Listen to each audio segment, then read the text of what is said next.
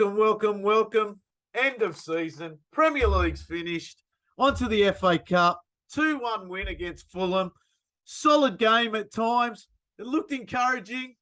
How you going, Dino? How's it up on the Gold Coast? How you been, mate? Mate, Fred, 2 goal assists. Was it Fred out there? Oh, mate, yeah. Mate, even the commentators said pass of the season. Yeah. Wow. Mate, reverse pass. They always apart, that's for sure. Yeah. Oh, mate, it's beautiful sunshine on the Gold Coast as always.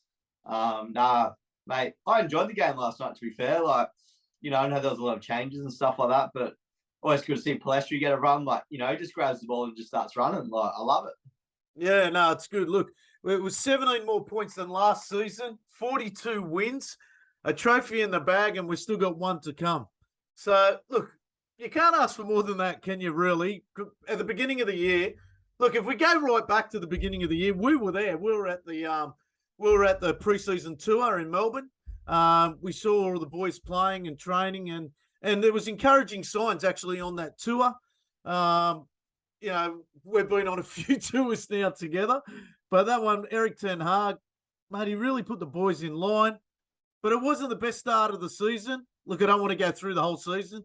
We'll do that on the next pod. But to Erik Ten Hag's credit, he really pulled the players into line, and he really got probably more than everyone expected out of him. That's for sure. Mate, we could have got one more thing out of this season, and that was Weghorst to score an EPL goal. He was so close at the end there. He was so close. But no, as you say, started during the preseason, we obviously watched him train and perform, and Erik Ten Hag's done a magnificent job. I think, if you said would be third, already won a trophy and in the final FA Cup at the start of the season, we all would have taken it. Let's not kid ourselves, And he's building a team, and as you say, we're going to talk about the season on the next pod, but he's improved so many players. When was the last manager we had that improved 5-6 players? Yeah, that's right. Look, in that game again yesterday, I thought, it was this morning for us, 1:30 in the morning. I thought United started all right again. They did. They started well. So it was good, and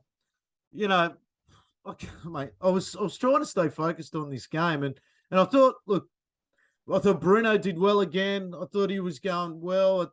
Casemiro, was holding the game together again. Look, I got to admit, I did talk to Shane this morning. And I did say to him, I was a little irritated with Maguire just going sideways a bit there, but and I can see a situation where probably Harry doesn't go, and but yeah, it was just that sideways movement annoyed me this morning in the start of the game until we started going forward, and then Fulham actually scored first, didn't they? And I actually thought in that period when Fulham scored, we dropped our heads a little bit, and it took us a little bit more of time to get back into the game, and at times, look, it's a team that we're building on. And actually, to their credit, they came back and won it. And from the time they did get back into the game at the 1-1, when we were talking about Bruno scoring a nice goal, dinking it over the keeper, it was really encouraging to see. Yeah, well, as you say, the first 10 minutes, I thought we played really well. Obviously, Casemiro was giving the ball away a fair bit, which was annoying me at 1:30 in the morning. The last thing you want. But overall, I thought the team played quite well, and they've got that fight in them now, as where other people, under Ralph Rangnick, we had no fight. Run just sort of gave up. So, and I think when we go down one goal, we're not scared anymore, as where in the past we would be. I think Erik Ten Hag's got his game plan, and another preseason under him, I think it would be really good. And I honestly think that was Harry's last game for United, so don't stress too much about him. Yeah, I know. But anyway, we'll see what happens there, and it's going to be a funny one in the. Hey, you forgot to mention De Gea's penalty save, mate. Yeah, we'll get to that. I was going to get to that. Yeah, look, if United are 2-0, it's not encouraging signs, is it? And De Gea's now pulled one out of the bag again. And look, to be honest, is it the first one in 9 years? No, he saved one. Old No, Trafford? he saved one in between. Oh, maybe at Old Trafford, yeah. Yeah, I think so. Yeah. I didn't see the stat on it, but it was a good save down low to his left. That's for sure. It was good, you know. And I think it was Harry that actually played the ball out, and Casemiro gave the penalty away. But you know, like 2-0 down there, it's not good. That's for sure. Well, to be fair, after that penalty, we sort of dominated the next. That's right, and that's what I'm saying. Yeah, you know, after that, hit the crossbar and stuff like that. So, mate, that kid's been unlucky too. Sorry, go. Sorry, mate. I thought Garnacho played well also, you know, like obviously he's got to work on his finishing a little bit, but he created chances, you know, and it's like Rashford. I'd hate to see how many goals he would have scored this season if he was clinical in front of goal. You know, there was that nice ball over the top today, and you know, the two defenders got mixed up, and he just doesn't have that, you know, final, you know, the tap-ins, you know what I mean? He'll score the blind, but not the sort of tap-ins. So, you know, hopefully he can work on that and come back and even score even more goals. Yeah, that's for sure. Look, Garnacho, 2 weeks in a row now, he's hit the crossbar. How unlucky. Like, he does carve them up, doesn't he? On that left-hand side, I thought they were actually struggling with Garnacho a lot on that side. Yeah, well, I don't know. Like, obviously he's young and that, and he's raw, you know, so you're not quite sure what you're going to get game in, game out, but he has those glimpses of, you know, like, wow. You know, it's like even when Palestri came on, you know, like, I know we spent a bit of money on him, getting him to United, but, you know, he sits on the bench all season and he just comes and have these cameos. He does well, right, in my opinion. Yeah. Look, I was in saying that, like, he comes in on the right-hand side for Sancho. I thought Sancho played really well. I was very encouraged by the way he played. He got the goal as well. And, you know, I was very encouraged by the way Sancho played today. So hopefully he takes that into pre-season and then he can kick on from there. And Eric's going to have a bit of time to work on players like Sancho now after the FA Cup, obviously, and he's going to have a full week to get ready for this cup. So, which was really good to see. So, well, Sancho's probably had his two best games the last two matches, you know. So, without a doubt.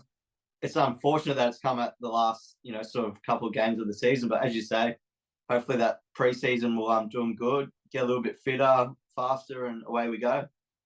Yeah, look, I mean, even like if instead of I know we're being positive and we always like to try and be positive on this pod. Their goal came from, again, Rashford letting a player go. Easy header on the near post.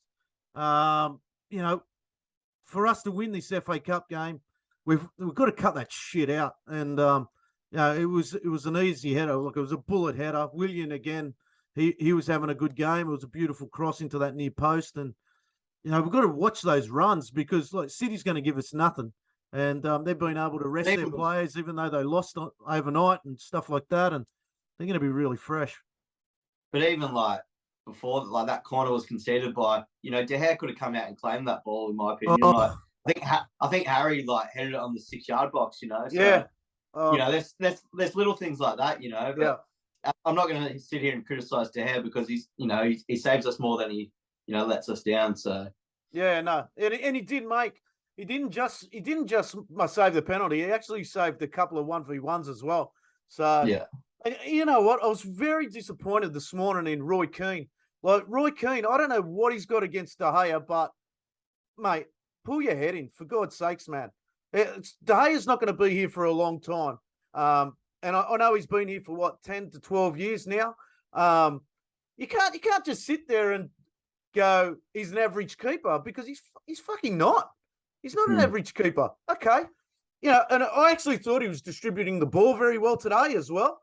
But to sit there live on Sky or whatever he's on and just absolutely, it's basically ripping shreds off the guy. It's disgusting. Like the guy's saved 3 or 4 today, and you still can't give him credit.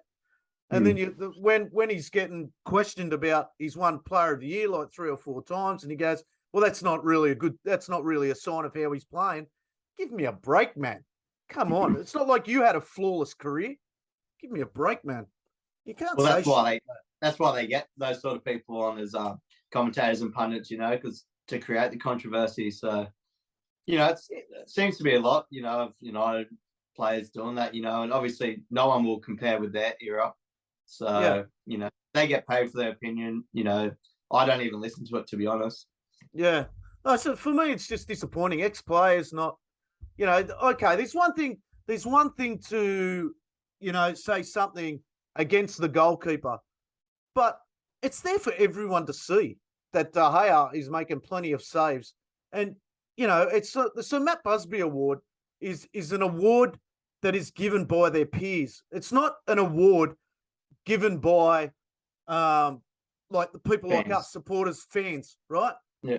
De Gea should have won the fans trophy last year instead of Ronaldo. So I put the Sir Matt Busby, if you're getting it from your players, your the players Colleagues. that you play with, your colleagues, mate, that's got to mean something, surely. That's it, and as I say, we don't know if they've got personal beef and he's just on the platform to do that. But, I know another good thing is that Ronaldo went to his new club when they're on top and they actually finished second. So, says a lot about him. Yeah, that's right. Look, keep going with the game because I don't want to get started on Ronaldo, that's for sure, because I think that was a turning point in the season. But but yeah, let's talk about Fred. Let's talk about Fred for a sec. Like, he's come out again. Look, we know he's up and down through the season and stuff like that. But I tell you what, when that guy is on, he's pretty hard to beat on the pitch, isn't he? Look, he still goes through the back of players and stuff like that, which I don't mind, to be honest with you. It just depends where it is on the pitch. But that reverse pass that he did to Bruno, that's top notch, man. I love that reverse pass. It's one of my favourite things in football. When I see it's like Casemiro's last week when he did the same thing, but with the outside of the foot. It's one of those passes where the fullbacks are shifting a certain way and it just catches them out. That's such good vision to play that pass. Yeah, like Fred, I think he looks a lot more comfortable with Casemiro next to him, and he plays that little bit more forward than that holding midfield role. And as you say, it's just his best and his worst is the gap so far. Like, he's sort of got to try and get that closer. And, I think his price tag too, 50 million coming from Jeunesse, like, everyone just says that, if we go on for 20 million, well, no one's talking about his price tag. So, you never know with another preseason and that. Like, he's only, for me, a squad player. Like, we wouldn't win the league with him as a starting. But yeah, it's going to be interesting to see what happens with obviously the ownership, and if we are given a lot of money to buy new players and Ten Hag can get his squad that he wants in. Otherwise, we're going to have to keep these sort of players and Ten Hag's going to have to work with them. Yeah. Look, from what I heard after the game, like when Erik Ten Hag was doing his speech and the players were out with the crowd and things like that, Fred actually stayed behind a fair bit. So, I mean, I don't know whether that means something or, but look, I wouldn't be, I would like to see Fred stay, but like you said, off the bench for sure. Well, I think it's really between him and McTominay. Like, I think one of them has to go. Yeah. It might be a fresh start for Scotty, go to a place like Newcastle or, somewhere like that. And, he'd probably be an outstanding player for them. Like James Garner went to Everton this season. And, I think sometimes players just stay at a club too long and they need a fresh start. Look, if we can get good money for Scott, and use that to the transfer budget, why not? Yeah, definitely. Look, on that point with Fred and Casemiro too, like when I was over there, I've said it before on this pod, Casemiro dictates where Fred goes on the field.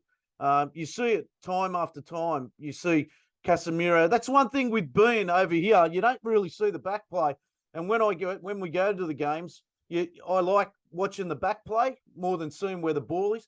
And Casemiro does tell Fred a lot where to go on the pitch. So, which is encouraging. But then, like you said, if Fred's on the pitch and Casemiro's injured or suspended, it doesn't help Fred with his game. That's for sure.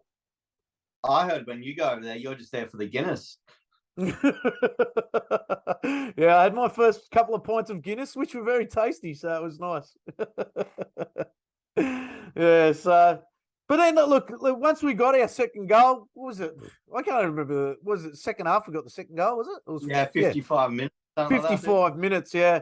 I didn't think we were in trouble for the rest of the game. That's for sure. I thought we controlled the game well. Rashford had that free kick as well, which was I was sitting back actually going, is he going to hit that from there? I don't like his chances, but he did. He got over the wall and got it on target, which was that the first half?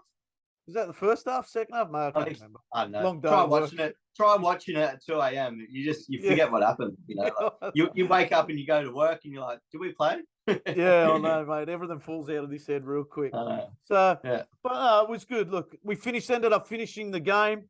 Newcastle ended up drawing, didn't they? They drew. I think it was a 4-4 or something like that. Nah, that was the Liverpool match. Oh, that was the Liverpool match 4-4. Far out, mate. I can't remember. But they ended up drawing. Sorry, what was that? I think it was 1-1 or 2-2. I can't remember now. Okay. So they ended up finishing in 4th. We ended up finishing 3rd, which was great. So Champions League next season. That's a weight off, the players' shoulders and off Erik ten Hag's shoulders. So he got the job done. Look, and I think they go into this FA Cup final very fresh, which is very encouraging for supporters.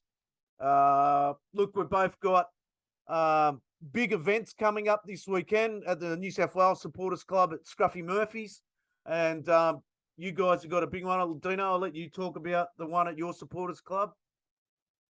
Yeah, so we're at the Pig and Whistle on Eagle Street up in Brizzy.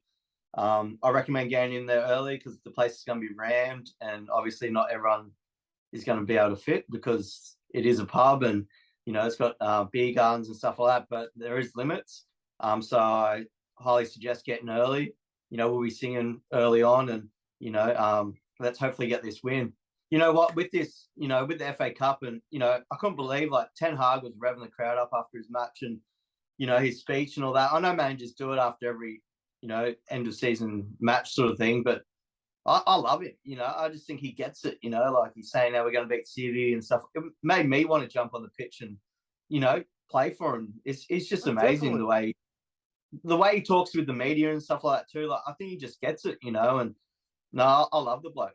Look, I think out of this season, one big thing out of this season, and I know our fans go crazy when we lose, and everyone wants to get rid of everyone, and and one thing we do good on this podcast is we try and stay positive for the team, and I think Erik ten Hag has brought the crowd closer to the team as well, and one thing he did there as well was tell the players to get out to the fans and go do that lap and things like that. And, look, if there was one criticism about today, and it is a tradition with United, I would have liked to see one of the reserve players get his debut, or the 18s players get his debut on the last day. I would have really, or even get on the bench. I really would have liked to have seen that today.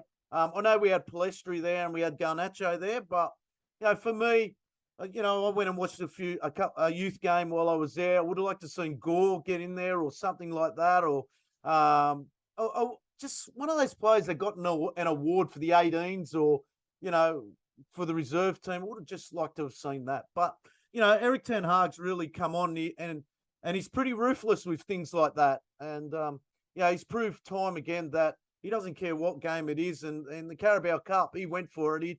He wasn't trying youth players. He did a little bit every now and then, but he's 100% behind his team, and he wants the best team out most of the time. Yeah, I think that just shows you how serious he is about like the FA Cup not blooding any like young kids into the squad.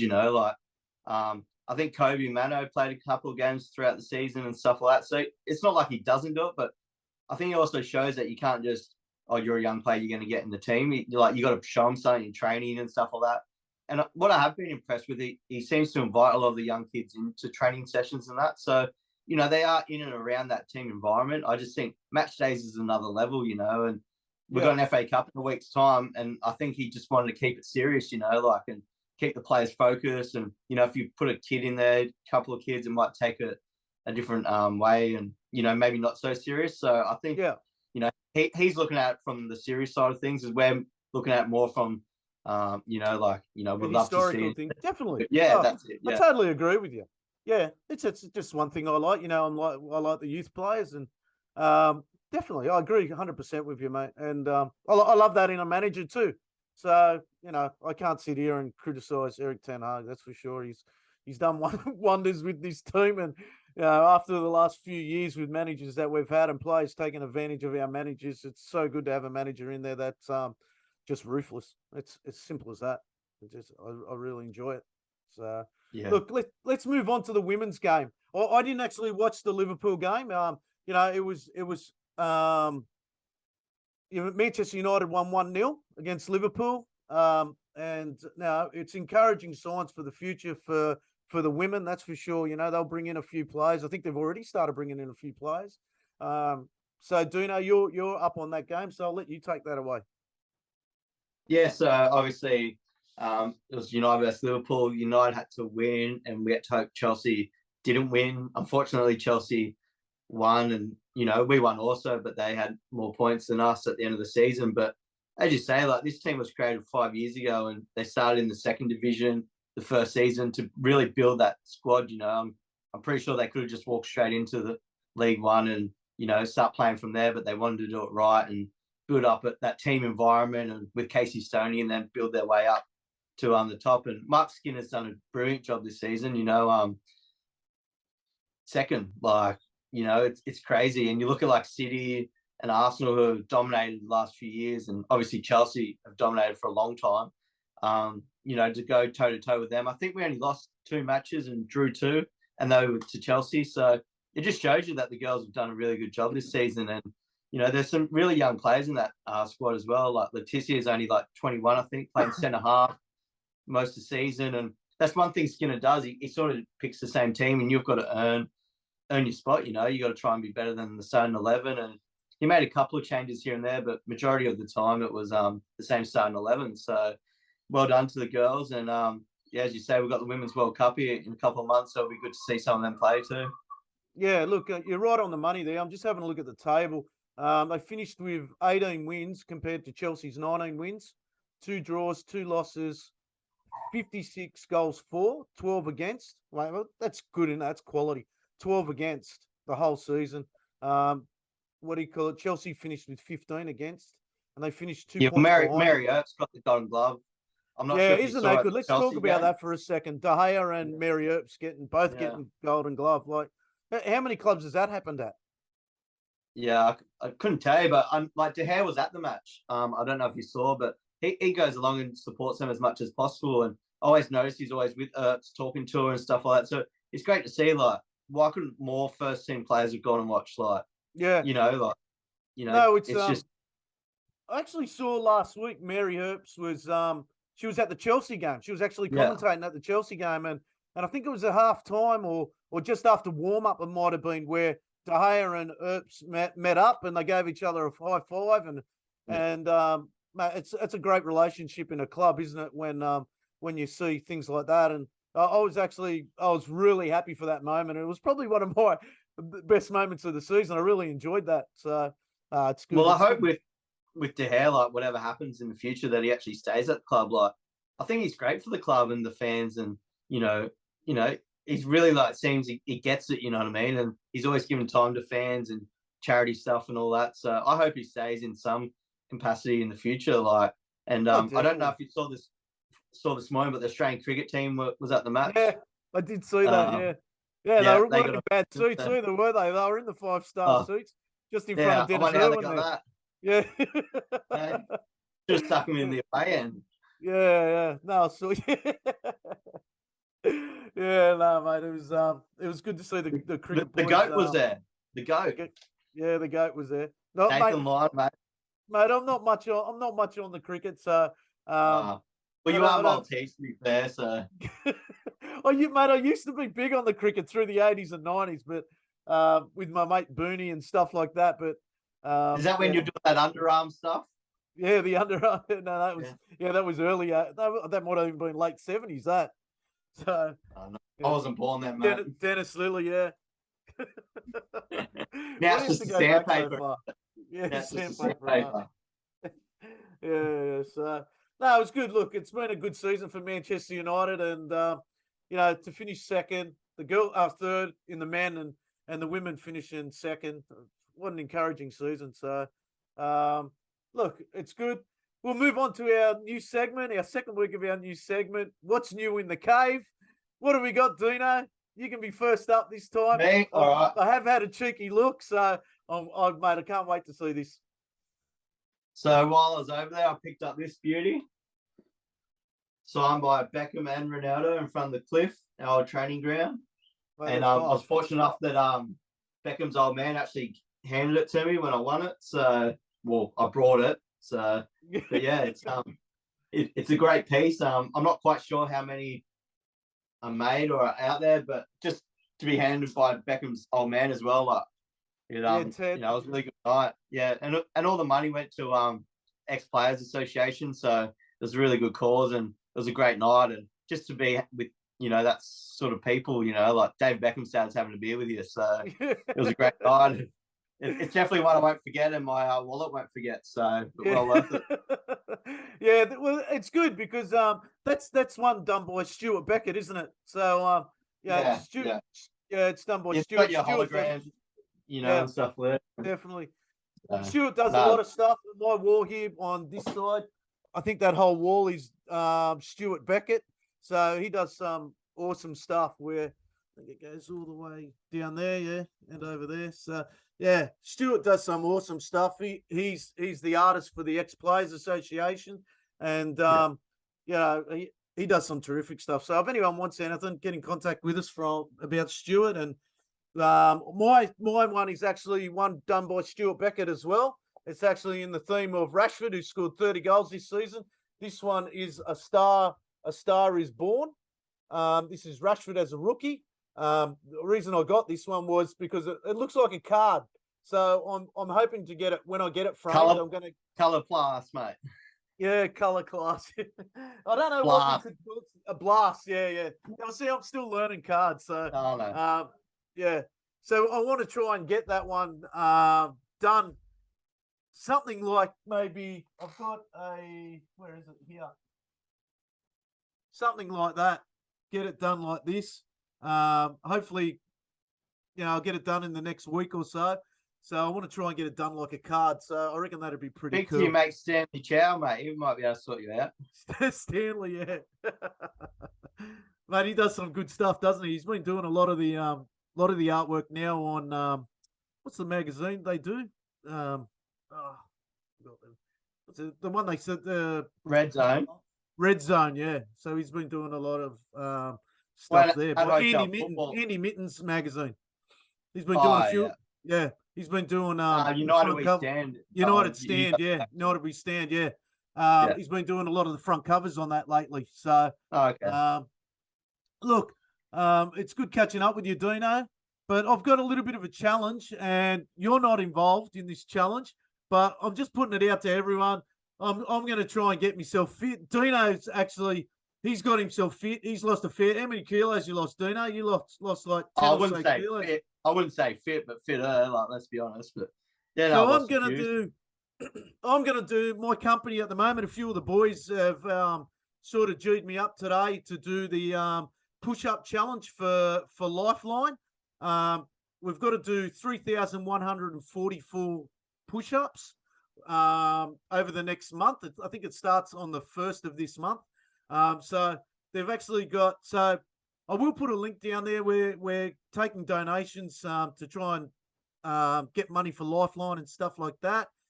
So, mate, I'm probably the unfittest I've ever been in my life. So I'm going to try and drop some kilos. I'll give you a hint, Adam. Yeah, just do them all in one day. Get over it. Like, mate, do it all in one day, mate. You'll be right. I was encouraged today. I did 10 this morning. So if they give you, I think the first day I've got to do 94 or something like that. So if I set it out through the day, and they give you each day how many you got to do. So we're going to try and raise as much money as we can. I think our goal is $1,000. So there's like I said, 3,144 push-ups we've got to do, which is actually the statistic for suicide in Australia, which isn't good. It's absolutely an incredible stat. So it'll be good to do this with the young fellas at work, and they're all good boys there. And we're called, if you want to join our team, it's called Noi Boys. So BOIS, Noi Boys. Go in there. I'll leave a link that everyone can click on. You can join our team if you want. But so hopefully it's a start of something for me to get fit again. I've got plenty of time after I don't have to take the girls to football all the time. Well, Emad's got plenty of time, doesn't he?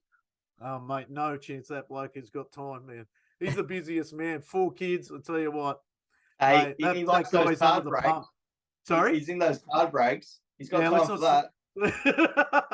I'm sure he does them at work. He's a good man. How you going, Emad? Hope you're well, buddy. Yeah, mate, he's a legend of a bloke. All right, people. Well, that's our, was that our 3rd one we've done together now? Oh, I can't keep I up, don't mate. know. You call me Whatever every it is. day. Yeah, mate, it's like encouraging signs. So I'll talk to you later. I said, talk to you later. I'll see you later. Talk to you later. Check yous. See you, mate.